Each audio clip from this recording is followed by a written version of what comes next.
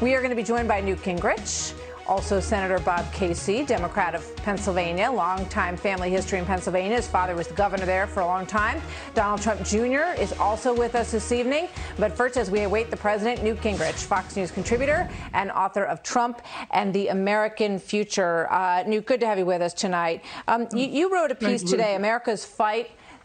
Thank you. Mike, America's Fight, Civilization versus Anarchy, and talked about how unprecedented the moment that we're living in is. But what I thought was very interesting was how you took it back to the roots of similar riots in the 1960s and the people who sort of were born in that era or were in that era. Well, I think you can literally create a sort of genealogical map, and you'll find that in the late 60s, we had 2,500 bombings in 1971, 72. We had a Black Panther movement that openly said they wanted to kill policemen.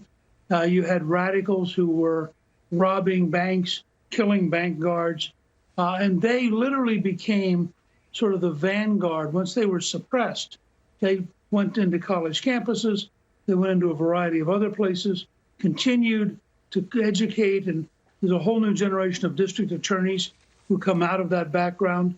George Soros has come in and funded around the country a whole series of district attorneys, for example, in Portland, who refuse to try anybody as a criminal. So the police can arrest him, the DA just won't try him. And this has become a huge, huge problem. All of that is coming together in what we're now seeing, whether it's Antifa, or if you go to Kenosha, of the first 200 people who were arrested in Kenosha, over half of them were from out of town. I think 44 different cities.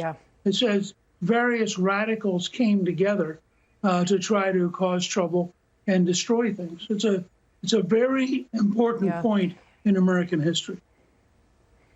Indeed it is. One of the questions is what is driving it at this point, because back then, obviously, the core of it was people who were protesting the Vietnam War. That was a real galvanizing part of that movement. I don't know how many people in some of these crowds could truly articulate what it is they're fighting for at this moment, but there's clearly a lot of unrest. But Joe Biden's changed his tune on this over the past several days, clearly recognizing that this is something that's happening. It's undeniable in this country. Here he is today in Kenosha. Listen to this. Well, I think we've reached an inflection point in American history. I honest to God believe we have an enormous opportunity now that the screen, the curtain's been pulled back on just what's going on in the country, to do a lot of really positive things. So, not very specific there about how he would change things, but his argument obviously is that he thinks he's the guy to do it. Martha, he sounds like Mayor Wheeler of Portland. Kristen and I spent Sunday afternoon watching the mayor of Portland's 45-minute press conference, which was beyond pathetic. I mean, here's a guy who's had 96 or 97 days of continuing violence. His press conference comes down to begging people to quit being violent. The following day, a mob shows up at his condominium, which is a 24-story building, burns out the ground floor retail stores. He's now announced he's moving away from the condominium. So instead of defeating the mob has defeated him. And what Biden just said was nonsense. I have no idea what Biden is talking about. He represents a party which in every major city runs the city, has failed to defeat crime, has allowed Antifa to become a nationwide anti-American group. And that's the key thing to understand.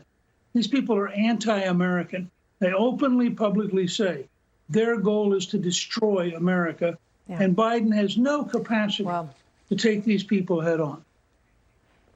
Ted Wheeler has really appeased these groups, as many leaders have in many of these cities. And I think what he found out when they came to where he lives is that that doesn't work. Appeasement does not work in these situations.